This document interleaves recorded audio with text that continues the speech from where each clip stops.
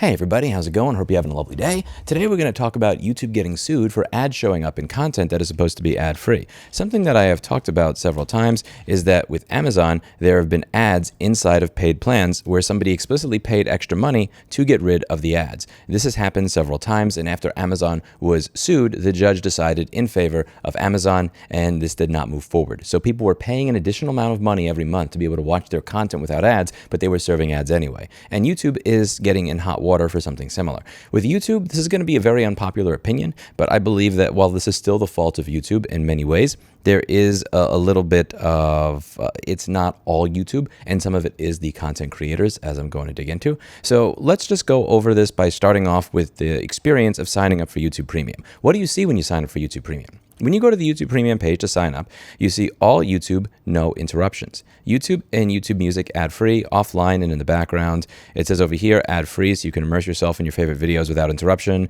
unlimited ad-free videos, and there's really no mention that you're ever going to see any sort of ads. Now, if you go to the YouTube paid terms of service, this is a very long document, as you can see here, like 1, 2, 3, 4, 5, 6, 7, 8, 9, 10, 11, 12, 13, 14, 15, 16, 19, 20, 21, 22, 23, 24, 25, 26, 27, 28, 29, 30, 31, 32, 33, 34, 35, 36, 37, 38, 39, 40, 41, 41 pages down. For clarity, ads or promotions may appear during live events streamed on YouTube, such as sporting events.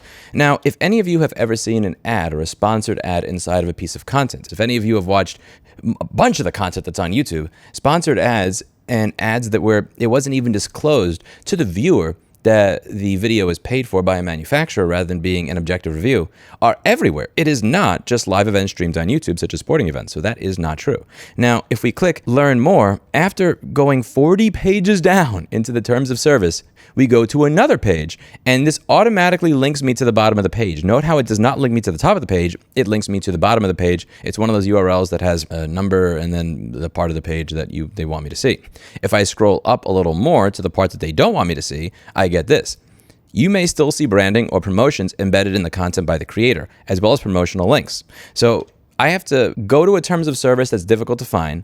I have to scroll down 41 pages, and then I have to click on another link and then scroll up from that link to learn that I am still going to see ads on YouTube. But they're not honest enough to tell me that what I'm viewing are ads. They're calling it promotions. So this class action lawsuit alleges two separate things. A, look at the amount of clicks that you have to go through to figure out that you're still going to see ads. And B, they're trying to do this double speak, and that when they actually call it double talk. Yeah, they double talk, double speak over here to see that you're going to be seeing ads, but they say ad-free experience, but then when they call it a promotion. So if there is a video that is 5 minutes long, and in that 5-minute long video, there is a 1 or a 2-minute sponsored segment, that's not a promotion, that's an ad. And in my opinion, and you can tell me if you find this to be incorrect, I'm not a lawyer, an ad or a promotion, I see this as the same thing. This is a distinction without a difference.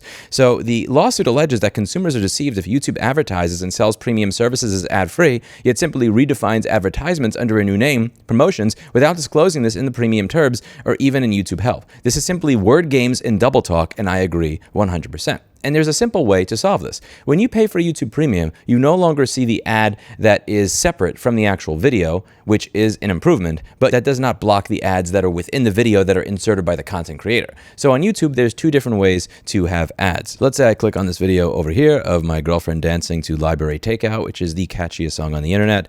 They actually got rid of edit, so I have to click on edit. I don't know why they got rid of the edit button. Okay, so which one is it? Is it the... Okay, so we click on the $sign. This says whether or not there are going to be ads before the video. These are the ads that get blocked when you use uBlock Origin, which if you're watching this channel and you're not using uBlock Origin by now, please, for the love of God, just install uBlock Origin. Trust me on this one. And when I click details, there's a second type of ad. If I have in-video ads, I can do this. Now, there's a very simple way to solve this entire problem. If you pay for YouTube Premium, even though I have ads turned on and earn, you're still not going to see them. But if I embed an ad into the video, you're still going to see it. And the best way to get rid of this is to do something similar to what Sponsor Block does. So Sponsor Block is an extension that BlackBerry is a little bit mad at, because Sponsor Block is something that tends to get BlackBerry the kitty canceled out of the video, even though she is not a sponsor or an ad. She's just a cute little kitty. But sponsor block is something that allows the community to independently verify the timestamps where ads reads appear inside of videos so that they can be skipped over. And if you install sponsor block on your web browser or GrayJ or NewPipe or something like that, once you install sponsor block, you are able to automatically skip the segments, or you can have a dialog box where it'll skip them when you click. It's pretty cool. You could just simply implement this functionality into YouTube and allow the creators to self-report. So on the video that I put over here, I could, if I click yes, it includes paid promotion, you could just have a little box over here where I insert the timestamps for the paid promotion. And if somebody has YouTube Premium, it automatically skips them over that time period. Sponsor block has proven that it is very easy to implement this functionality into an Android application. It's demonstrated that it's easy to do it inside of the web browser. And there's absolutely no reason that YouTube cannot do this in 2026. And the fact that they are using this whole, well, there's going to be promotions in the video, not ads, they know. That is, in my opinion, that is a sign of intent, that YouTube understands that this is something they could potentially be sued over, and more importantly, that they understand this is a problem, but have not addressed it. If you wanted to address this in a manner that would not piss people off, all you'd have to do is make it so that those sponsored segments within YouTube videos could be skipped over by asking the creators to self-report when do ads appear in the content of your video. When is Linus mentioning honey and then not telling people later that it's a scam? Where is the timestamp for the part where Linus mentions honey? And then Linus could put in the video from 5 minutes to 6 minutes and 10 seconds. And then if you have YouTube Premium or YouTube Red and you're paying for it, it automatically skips you over that segment the same way that sponsor block would skip you over that segment. They have not implemented that. If they implemented that, that would make the experience a lot better for a lot of people. And honestly, even if they didn't do that, even if they literally just gave you access to the sponsor block database, that in and of itself would be great. But you cannot use sponsor block with the YouTube app. You can only use sponsor block with the YouTube Revanced app if you are using it on your phone. You can use sponsor block with other things. And this brings me back to something that I've talked about in the channel many, many times, which is that you often get a better experience when you pirate than you do when you pay. If you are to pay for a movie, you will see the interruption before the movie begins saying that you will go to federal prison, you are a pirate, there is a fine, you will go to prison if you pirate the movie. But when you pirate the movie, you don't see that. When I pay Netflix to watch something and I watch it in my web browser, I get 720p at less than 3 megabit per second. When I pirate it, I get a Blu-ray at 50 megabit per second. I consistently get better quality by pirating than I do if I pay Netflix for the full 4K version with their highest tier. And here, the same thing is true. Sponsor block is something that's made available to people who use the cracked version of the YouTube app, but it is not made available on Android if you're using the stock YouTube app. And this is something that YouTube could fix for people. It's a very simple fix, and I don't think they're going to do it because they have not, in my opinion, been focused on making the platform better for a long period of time. In fact, in many ways, it's gotten worse. I'll talk about some of the very basic back-end features that I like that are unrelated to this, that used to be very helpful to me that no longer exist. So, for instance, I actually used to read all my comments. I don't read the YouTube comments anymore because they have destroyed my ability to interact with it in a productive way. One of the things I used to do is I used to search for people's comments to see what their comment history was. So let's say I get a piece of criticism and it hits pretty hard. What I used to do is I used to select their name. I would select the name of the person. I would scroll up here and I would search for comments and I would put their name in there and I would hit enter. And I used to be able to, if I was in the general comment section, I would be able to see every single comment left by that individual across all of my videos over the years. And this allowed me to see, is this somebody that regularly has really good feedback, but in this one case was really harsh, meaning maybe I should take this to light because they're not just a hater? Or is this just an anti-fan dick rider that has just always found some way to troll and be a piece of shit?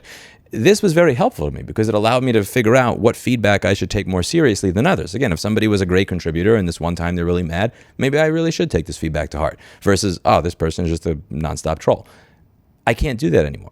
There are a number of ways where YouTube has actually gotten worse over the past 10 to 15 years since I started back in 2011 and 2012. So I don't think that they're actually going to implement this feature. I don't think that they are going to implement something as easy as it would be, where if you click yes, it includes paid promotion, you would have a place here to put the timestamps with the ad, because that would require actual work and that would require that they don't hate their user base. And I genuinely believe that the people at YouTube really do hate their viewers. I think, as Eli the computer guy has said, when Susan Wojcicki, the old chief of YouTube, would walk over to her refrigerator that is called YouTube and open it, she would just look at the content creators and the people using the platform and just go, ugh. And I think that Eli the computer guy's assessment of the culture behind the company is quite correct. I hope that this lawsuit is successful because I think it would lead to a better experience in the platform for everybody. If you paid for an ad-free viewing experience, it is objectionable that you have to be subjected to another ad inside the video. And as somebody that is a content creator myself, obviously here I'm a little bit biased. I have had a 14-year history where I have not embedded ads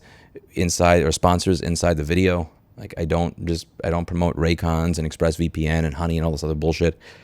It annoys me when I have channels I'm subscribed to. And I used to say that if there are ads that you have inside the video, I'm just not going to listen anymore. But I kind of said, okay, maybe I'm being a little bit too unfair there. But now I'm at a point where there's several channels I'm subscribed to where I can read the title of the video.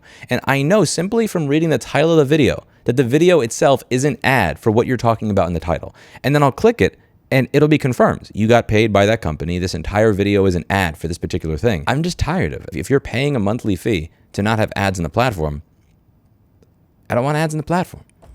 That's simple. Also, doing this video, I actually just realized that I'm still paying for premium, which is in and of itself objectionable.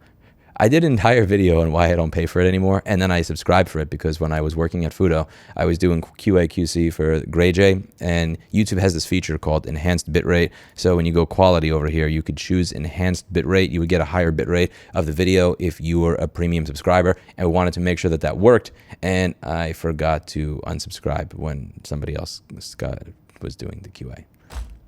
Fuck. See how easy it is to forget to cancel a subscription? Let me know what you think in the comments down below. Do you think that creators should be forced, if they have paid promotion in a video, to put the timestamps of it so that you as a YouTube premium subscriber do not have to see that shit? In my opinion, I think yes. Again, if you're getting $1,000 or $3,000 or $5,000 or $10,000 to promote somebody else's stuff in a video, I think it is more than reasonable to say, we just want to know the timestamps of it so that people who paid to watch your content do not have to see that shit.